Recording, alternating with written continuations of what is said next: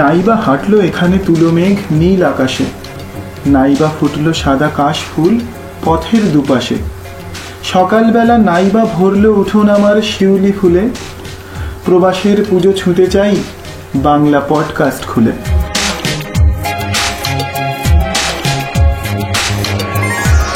আমরা এসেছি মস্কোর বাঙালি পুজো দেখতে। আমাদের সাথে রয়েছেন মিস্টার এন্ড মিসেস অরাংবাদকর। নমস্কার। নমস্কার। নমস্কার, আমি সুদেশনা। এটি আপনাদের কততম পুজো? এটা মস্কো দুর্গা পূজা 25 ইয়ার্স সিলভার জুবলি। আপনারা এই পুজোর সাথে কতদিন ধরে যুক্ত? Almost from the day of foundation. এটা আমি 25 ইয়ার্স সেলিব্রেট করছি, কিন্তু আমি লাস্ট 11 ইয়ারে জেনারেল সেক্রেটারি মস্কো দুর্গা পূজা। আচ্ছা, যদি এই পুজোর সম্পর্কে কিছু বলেন, মানে কোথায় হচ্ছে, এবার কবে হচ্ছে, কদিন ধরে পুজো করছেন? আমাদের এখানে পুজো হচ্ছে মস্কো পিপলস ফ্রেন্ডশিপ ইউনিভার্সিটি। আর পুজো আমরা বিগত 25 বছর ধরে পুজোর কলকাতায় যে দিন তিথি ক্ষণ সেইগুলো মেনে আমাদের এখানে পুজো হয়।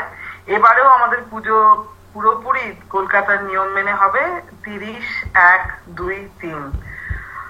আর এই পুজোতে সাবেকিয়ানা আমরা পুরোপুরি বজায় রাখার চেষ্টা করি। লোক হয় অনেক, মস্কোতে বাঙালির সংখ্যা খুব বেশি নয়, আর অবাঙালি বাঙালি মিশিয়ে মোটামুটি রোজ 500 থেকে 600 লোক হয়। তবে সন্ধ্যের দিকে অষ্টমী নবমীর দিনে প্রায় 1000-এর কাছাকাছি লোক হয়। আপনাদের পুজোয় পৌরোহিত্য কে করেন? আমাদের পুজোয় মেন পৌরোহিত্য করেন আমাদের মস্কোতে রামকৃষ্ণ মিশনের স্বামীজি, স্বামী জ্যোতিরূপানন্দজি। তিনি বিগত 25 বছর ধরে আমাদের মস্কো দুর্গাপূজা কমিটির প্রেসিডেন্টও। তবে পুজোর উনি তন্ত্রধারক হন না, উনি বলে দেন পুজো কিভাবে করতে হবে। মেন আমাদের পুজোটি করেন শ্রীযুক্ত রথীন্দ্রনাথ চ্যাটার্জি। উনি বহুদিন ধরে রাশিয়াতে আছেন। উনি মস্কো রেডিও বাংলার কাজ করতেন। উনি মেন পৌরোহিত্য করেন। এই যে ঠাকুর আনা যায়, ঠাকুর তো পুজো করেন নিশ্চয়ই কলকাতা থেকে আনান, বা কিরম ভাবে আপনারা সেই ব্যবস্থাটা করেছেন? হ্যাঁ, আমি ঠাকুর বুক করি কুমারটুলিতে। আমার আর্টিস্ট শ্রী অমরনাথ ঘোষ, ওনার ছেলে কৌশিক ঘোষ লাস্ট 4 টাইমস, মানে আমি এভরি 3rd ইয়ারে ঠাকুর চেঞ্জ করি, কেননা এভরি ইয়ারে পসিবল নেই। এই জন্য আমার এখানে embassy of India, Jawaharlal Nehru cultural centre under embassy of India খুব হেল্প করে আমার। এমবাসির নামে ঠাকুর আনা হয়, কেননা কাস্টমস ফর্মালিটিজ একটু ইজি হয়ে যায় প্রসিজার। এই জন্য আমি এভরি 3 ইয়ার্স চেঞ্জ করি। এই বছর আমার নতুন ঠাকুর। নতুন ঠাকুর মানে তো নতুন রকমের কিছু একটা ডেকোরেশন হবে কলকাতার পুজোতে। ডেফিনেটলি নতুন ডেকোরেশন। এভরি ইয়ার আমি নতুন ডেকোরেশন করি। ডেকোরেশনের জন্য একটু টিম আছে, ও টিমের সুদেশনা আছে, আর একটু ভদ্রলোক রাশিয়ান আছে, আর একটা আমার ট্রেজারার চিত্রলেখা দাশগুপ্তা, ওনার হাজবেন্ড ময়সেস গার্জোয়ান, উনি কলম্বিয়া থেকে, কিন্তু ও এখানেই থাকে, ওই ডেকোরেশন করে। বাঙালি কালচার সেটাও কিন্তু একটা দেখানোর একটা বেশ ভালো প্ল্যাটফর্ম হলো দুর্গাপুজো। এই দুর্গাপুজোতে আপনাদের ওখানে নিশ্চয়ই অনেক অনুষ্ঠান করা হয়। সেই অনুষ্ঠানগুলো নিয়ে যদি আপনি কিছু জানান, যে মানে লোকাল আর্টিস্ট করে নাকি দেশ থেকেও কোনো আর্টিস্ট নিয়ে আসেন আপনারা, সেই নিয়ে যদি একটু জানান। প্রথম দিন আমাদের সপ্তমীর দিন, সেই দিনে আমরা উদ্বোধনী সঙ্গীত করি। আমাদের বাঙালি যত এখানে আছেন আমরা সবাই মিলে কোনো একটা গান দিয়ে, তার মধ্যে অনেক সময় আমাদের এখানে স্কুল আছে, স্কুলের বাচ্চারাও থাকে, উদ্বোধনী গান দিয়ে অনুষ্ঠান শুরু হয়। তো এই বছরে যেমন আমরা গানটি গাইবো আনন্দ লোকে মঙ্গলা লোকে, এই দিয়ে আমাদের অনুষ্ঠান শুরু হবে। আর প্রতি বছরই প্রায় এখানে যিনি ভারতীয় দূতাবাসে, যিনি ইন্ডিয়ান অ্যাম্বাসেডর, তিনি আসেন। আমাদের পত্রিকা, আমাদের জার্নাল আছে, তার নাম আরাত্রিকা। অনেকেই হয়তো দেশে অনেকে পড়ে থাকবেন, অত্যন্ত ভালো মানের পত্রিকা আমরা বের করি প্রতি বছর। সেই আরাত্রিকার আমরা উদ্বোধন করি। উদ্বোধন সেই দিনকেই হয়। তারপরে হয় বিভিন্ন রকমের অনুষ্ঠান। সেই অনুষ্ঠানে অনেক সময় আমরা ছোট বাঙালি নাটক করি, যেমন গত বছরের আগের বছর আমরা দেখিয়েছিলাম শোভাবাজার রাজবাড়ির পুজো। তারপরে কিভাবে লর্ড ক্লাইভের টাইমে কিভাবে কলকাতায় দুর্গাপুজো স্টার্ট হলো, তার উপরে আমাদের কালচারাল একজন টিম আছে, সেখানে ওনার নাম শ্রীযুক্ত দেবাশিস সেনগুপ্ত, উনি মেন আমাদের নাটকের সমস্ত ডাইরেকশন দেন। তো আমরা সেরকম বাঙালি একটা নাটক করি, ছোট স্কিট টাইপের করি।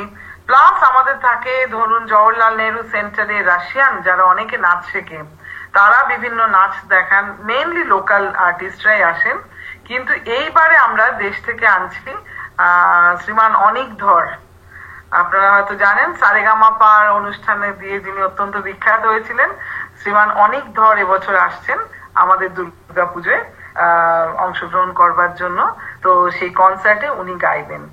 আর মোটামুটি 3 দিন আমরা আমাদের এখানে ইন্ডিয়ান এম্বাসি স্কুল আছে, একটাই মাত্র ভারতীয় স্কুল, সেইখানে বাচ্চারা অনেক রকম প্রোগ্রাম করে, প্লাস আমাদের বাংলা নাচ গান থাকে।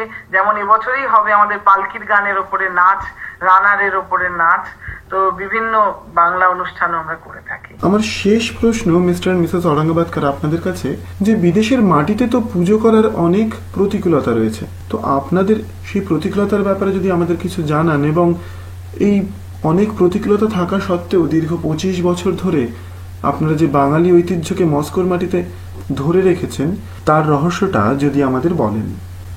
আচ্ছা, প্রথমত এই কি পুজো, মস্কোর পূজা স্টার্ট হয়েছিল, এটা few Bengali families started it. তারপরে ফ্রম 95-96 ইন্ডিয়ান কমিউনিটি ইনভলভ হয়েছে, মানে বিজনেস কমিউনিটি। তারপরে এখানে Indian started increasing the Indian community.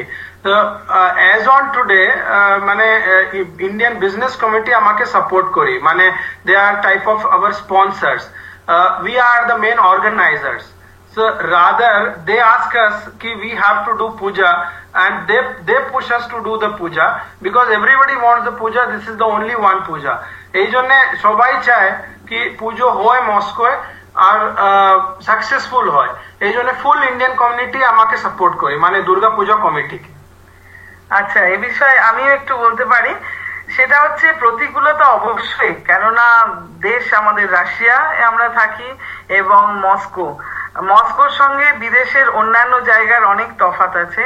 প্রতিকূলতার মধ্যে এখানে ভারতীয় জিনিসপত্র প্রায় পাওয়া যায় না, শুধুমাত্র 2টি ভারতীয় দোকান এখানে আছে, সেইখানে যা পাওয়া যায় সেই দিয়ে আমাদের কাজ চালাতে হতো আগে। কিন্তু যেমন ধরুন বেলপাতা, পান পাতা, এগুলো ঠিক পুজোর আগে আগে আমাদের যে কোনো ভারতীয় বন্ধু যারা দেশে যান তারা নিয়ে আসেন।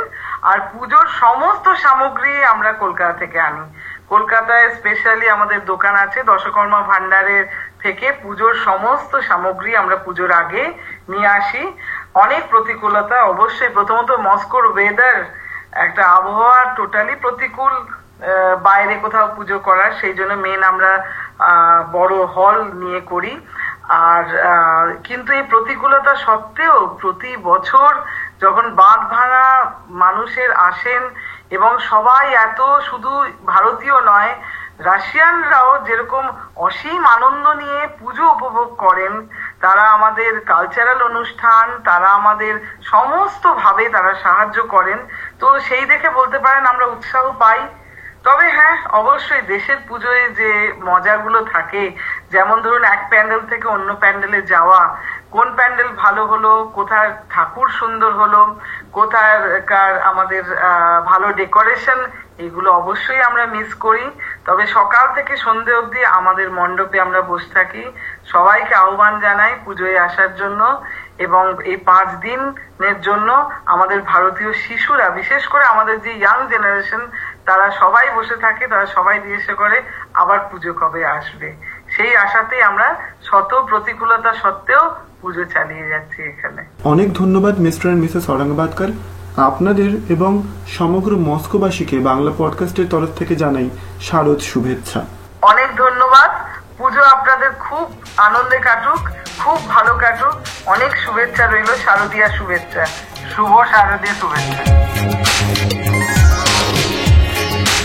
এইভাবেই তৈরি হচ্ছেন প্রবাসী বাঙালিরা। বাংলা পডকাস্ট পরের পর্বে পৌঁছে যাবে আর এক পুজোর প্রাঙ্গণে আপনাকে সঙ্গে নিয়ে।